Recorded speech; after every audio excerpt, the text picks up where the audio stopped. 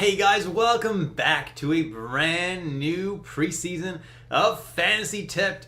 Yes, it's been a couple months since I recorded my last video, but the season is just a couple months away, guys, so I'm going to be starting to release my preseason content starting today when this video goes live. I hope you guys all had a nice summer, a lot of fun, a lot of relaxing times in the heat with your buddies, because now it's time to get back into fantasy hockey and back into business, guys. It's time to start looking at who you're going to possibly be looking to draft in your upcoming fantasy drafts. These are important decisions, and that's why you should tune into Fantasy Tip for all of my preseason content this year. Now, obviously, this video is going to be me talking about NHL's top 250 fantasy players list and talking about what I agree with, what I don't agree with, and what I really think is a silly ranking from them.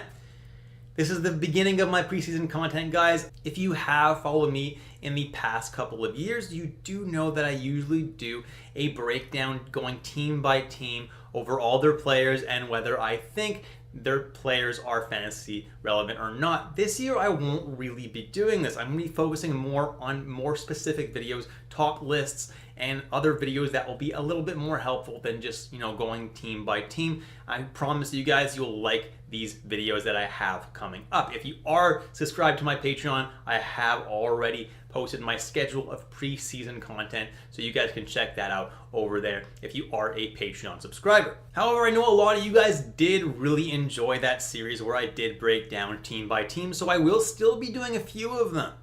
I have planned a Vegas Golden Knights one since they did win the Cup. Congratulations to the Las Vegas Golden Knights.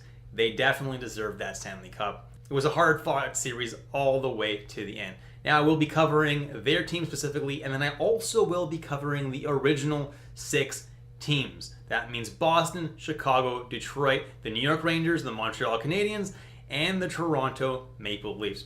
Other than that, though, I'm going to have a lot more specific videos breaking down fantasy players, different positions, and stuff like that. Trust me, you will not want to miss it. Without further ado, guys, let's jump into today's content and let's take a look at NHL's list of top 250 players.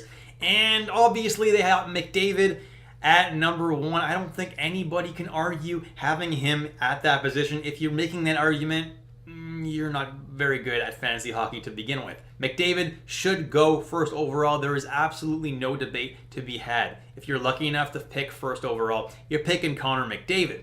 Now, I'm looking down this list and the top 10 looks pretty good, except for why on earth has Matthews slid so far down to number 10? I know he had a bit of an off year last year, but he still scored 40 goals, and if that's an off year for Austin Matthews, I'm definitely picking him inside my top 5 players. He should not be picked at number 10. If he drops that far, you're getting an absolute steal. The next guy I want to look at is Brady Tkachuk.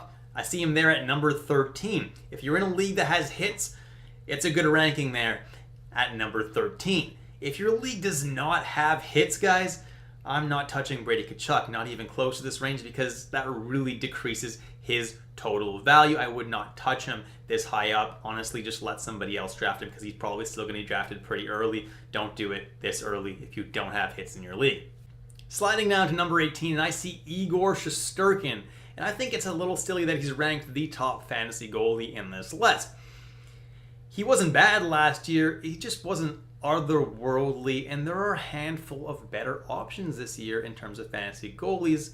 Though it's pretty close, Shesterkin is still one of the best fantasy goalies, and he's definitely still a top 6 fantasy goaltender in my opinion. Stay tuned to when I release my top 25 goalies list. It won't be too long until I do that. Next, I see Elias Pettersson at number 20, and I think that is a tad low for him, but not too bad. And then Adam Fox at number 21 is an absolute joke in my opinion. To have him as the number 2 fantasy defenseman just doesn't make any sense. Yes, there's name value, and the Rangers have a lot of fans, but oh my goodness, Adam Fox is not the number 2 fantasy defenseman. His peripherals are just not good enough to make him the number 2 fantasy defenseman. In my opinion, he's not even a top 50 player, and he's not even really that close to being a top 50 fantasy player. Let somebody else draft Adam Fox in that spot. Trust me, guys, he is not worth a pick this high. As much as I do think he is a fantastic player, I do have his jersey. He's a great player, just not this good for fantasy, okay? Then I'm seeing Braden Point at number 23, and that's just a little high for Braden Point in my opinion. He did quietly score over 50 goals last year, which was not talked about nearly enough, but I do have him closer to 40th range just because Braden Point, he's a great player, but he's probably not going to replicate that season again, and he pretty much need to do that to be this high up on the list. Now, Rupe Hintz at number 25. If you guys have been watching this channel, you guys know that I like Rupe Hintz a lot, but he's too high at number 25 in my opinion, unless you don't have hits in your league. If your league does not have hits, then Hintz is not that terrible of an option at number 25. It's actually a decent option here. But if your league has hits in it, there are definitely some better options that you can be picking instead of Rupe Hintz at number 25. At number 28, I'm seeing Artemi Panarin. And that's just way too high for him. He does not shoot enough to be a top 50 fantasy player. The NHL is ranking him this high on name value alone.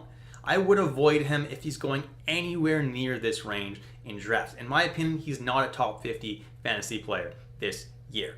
Glancing down the board a little bit more, Marchand at number 23. And if you guys have been following me, you guys know that Marchand is one of my favorite players in the NHL. However, after last year, I'm a little bit scared to draft him. Brad Marchand did have double hip surgery and really slowed down towards the end of the season last year. This was not looking like his normal self. And he's also getting a little bit older, so I'm starting to think that Marchand may not be able to keep up the kind of output that we're used to. So drafting him at number 33 might be a touch high. And with no Bergeron next year, that scares me even more. Honestly, I wouldn't touch Marchand in this range. If he falls towards the 60-70 range, that's where I definitely would take a crack at him. Linus Ullmark at number 39. Now, Ullmark was awesome last year. He played something like 48 games and won like 40 of them. Like, the dude just couldn't lose.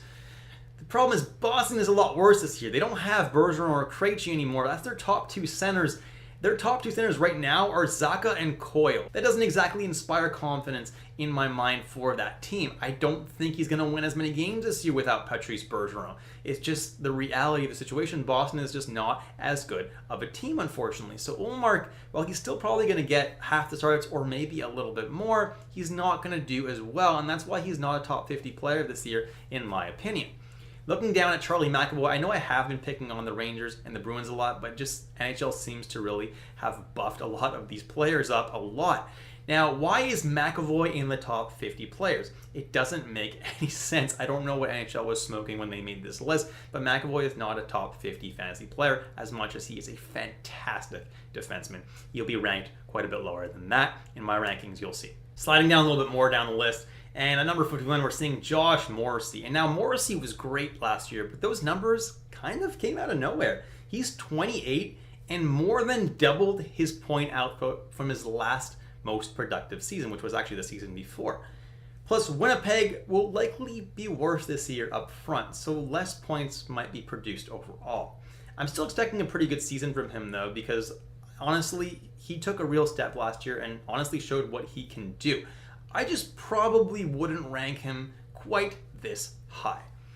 Now, at number 52, right below him, Alexander Barkov is way too low. I have him at around number 22 best player to be drafting in fantasy this year. Barkov is one heck of a hockey player and definitely is being underrated here on this list. Mark Stone at number 53, right below him, is the rank Stone should have if he was going to be healthy all year. Given what we've seen from the past couple of years from him, I'd be really scared of drafting him this early. It's a bad ranking for me. A couple spots lower at number 55, Quinn Hughes. Him as the 9th best fantasy defenseman is kind of an absolute joke. He puts up points, but the peripherals are basically non-existent for him. He shouldn't be anywhere near number 55 on a top fantasy player list. It just doesn't make any sense at all. JT Miller is an absolute steal at number 58 if you can get him that low in drafts. I doubt he'll actually end up going that low in drafts, but NHL ranking him this low, kind of crazy. He was about the 20th best player in hits leagues last year and the 39th-ish best player in leagues that didn't have hits. A season like last year, definitely repeatable for him, and he's the kind of guy who stays healthy too, which is really, really good. At 61, Victor Hedman, he struggled last year fantasy-wise due to his lack of power play one presence for a lot of the season. He finished around defenseman 111 in pretty much any kind of leagues, and that makes his ranking here kind of high, unless Tampa decides to reinstate him as the quarterback of power play one. Given how well Sergachev did last year, I'm not 100% sure that's going to happen, and that's why personally, Victor Hedman, this is a much too high ranking for him. Obviously, if he does get reinstated on power play one, this ranking's a steal, but to me, it's just too much of a risk. At number 62, they have Jonathan Marchessault. That's also a little bit too high for Jonathan Marchessault. I'll discuss a little bit more about him in my upcoming Las Vegas videos that's coming up in just a couple of videos from now. Then I see Brent Burns at number 65, and he's the kind of guy who should be going in the 80 to 100 range for me. So being drafted 15 to 35 spots earlier is a little bit high for me. Connor Hellebuyck at 73. Honestly, that's a bit of a bad ranking. Obviously, we don't know what's going to go on with him, if he's going to be traded, or if he's going to start the season with Winnipeg, or if he's going to play the full season with Winnipeg. If Winnipeg ends up doing semi-decently, we don't really know what's going to go on there. Having him at 73, though, is a low ranking for me. He's a top 50 player. On most teams he gets traded to, so this is just a little bit low for me. Right below him, seeing Vladimir Tarasenko at number 74. And last year he finished as about 148th best player in terms of fantasy points per game in most leagues.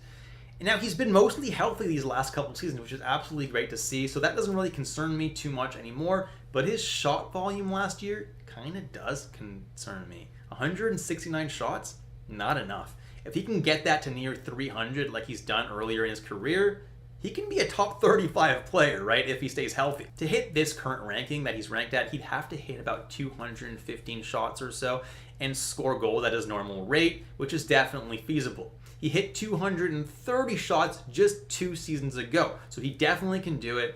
So we just gotta hope that he does get that power play one time in Ottawa, and this ranking should be a pretty good one for Vladimir Tarasenko. Sliding down to number 80, and I had a note here that this ranking was an absolute joke because I had Gensel around the 38th best fantasy player, and that's basically what he deserved, but number 80 is really low for him, and then I just learned recently that he is actually going to be missing probably the first month of this season.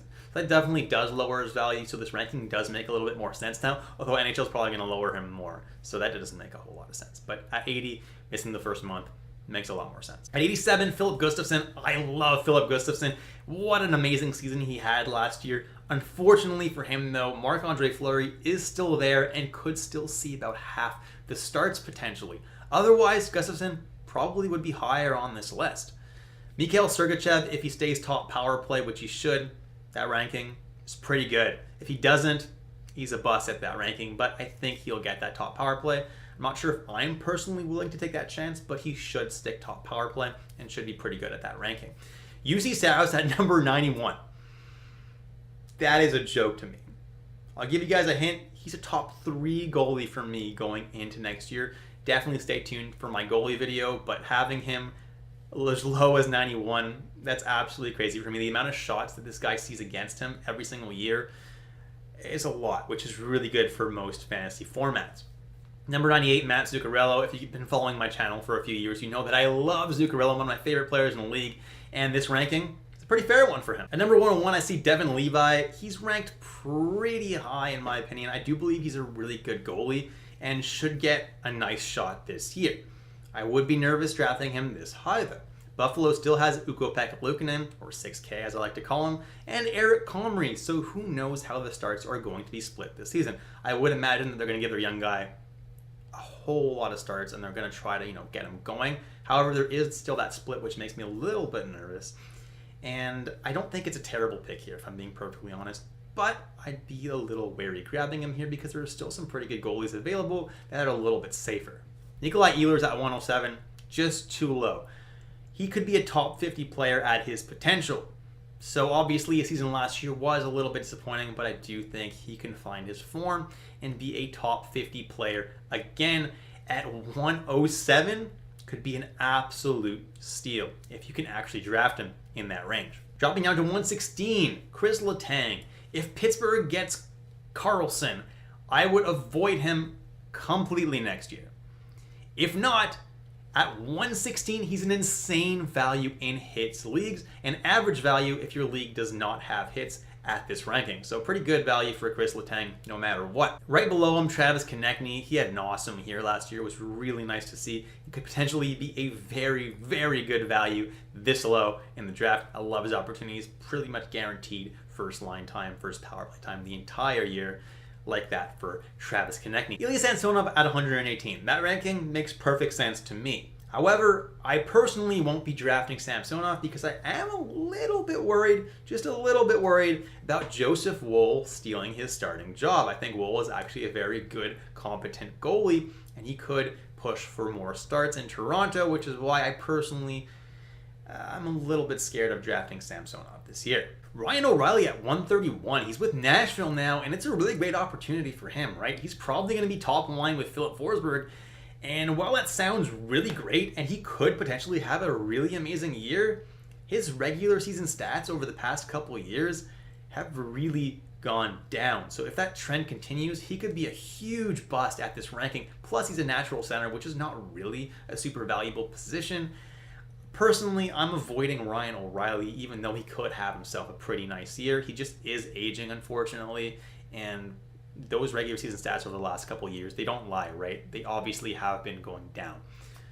Valeri Nichushkin at 137. I think he could be a top 50 player in the league if he's actually allowed to play this season. You know, there was that whole controversy in the offseason.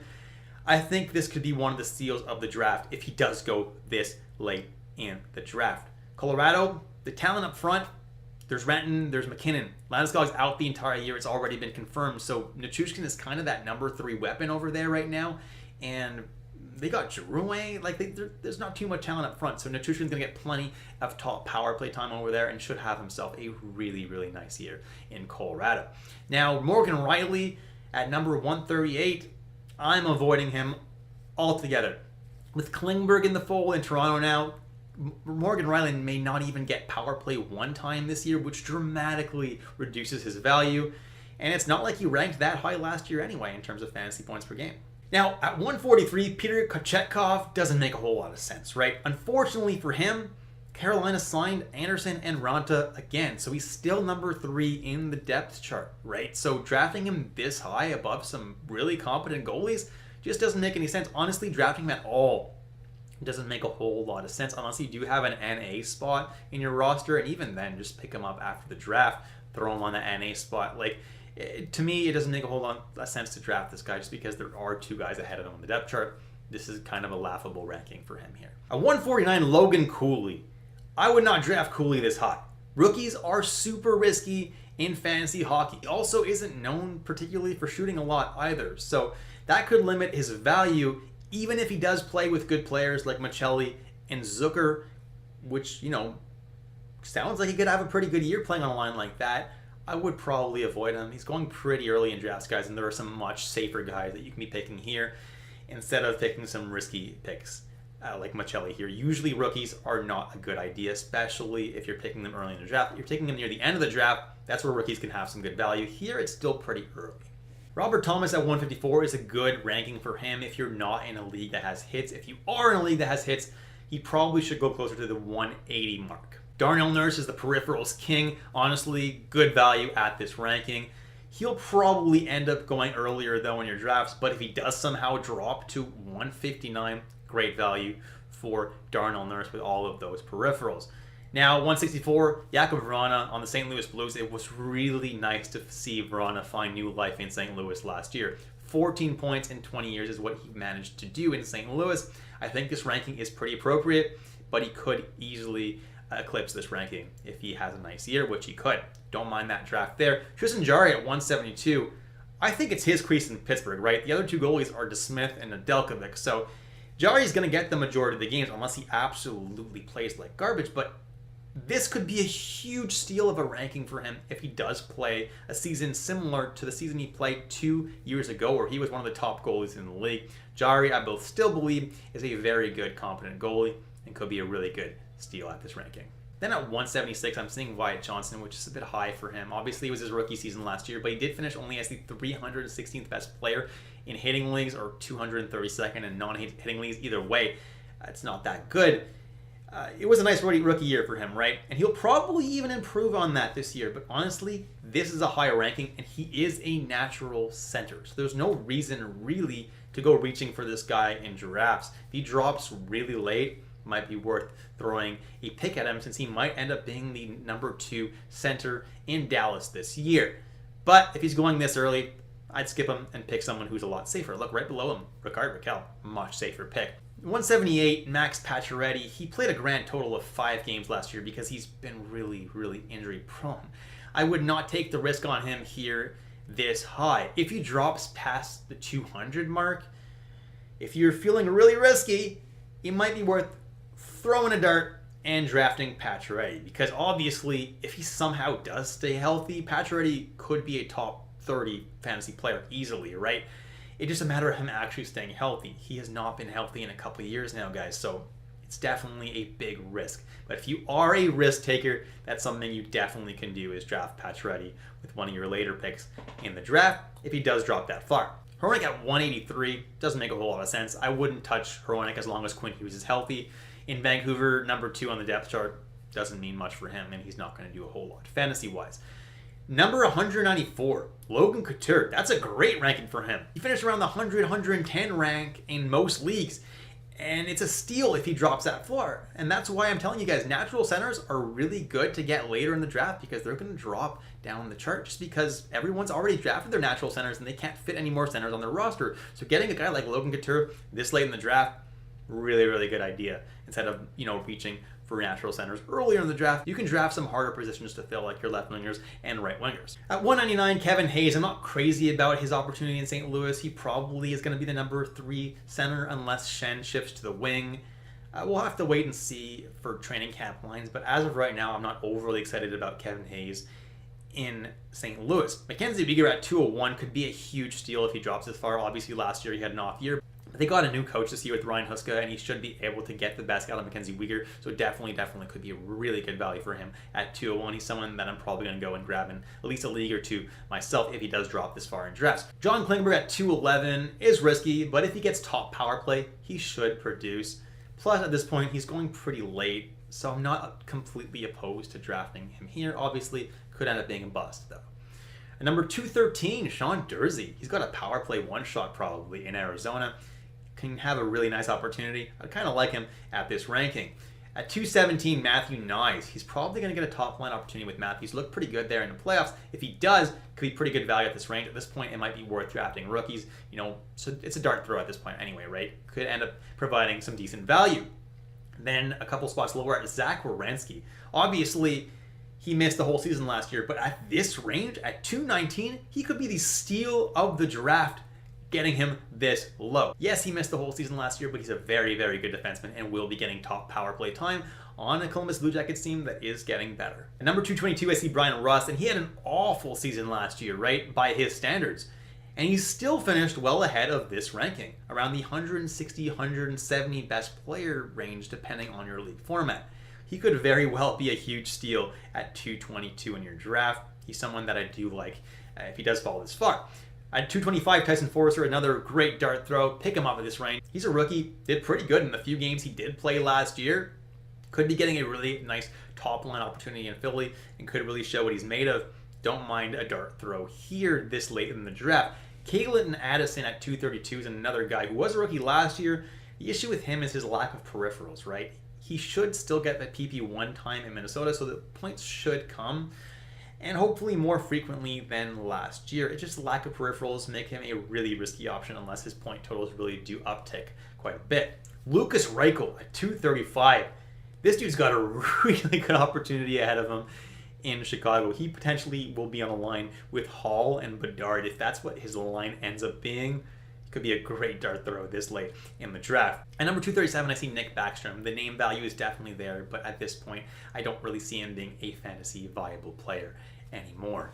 William Eklund, he's not a rookie anymore. He did play enough games last year, so he's not considered a rookie anymore, but he should get a lot of top-line time in San Jose. He's going to get a really good opportunity there. Definitely could be a nice dart throw at the end of the draft because, top line, probably top power play in San Jose as well. It's going to be a nice opportunity for him to show what he's really made of this year.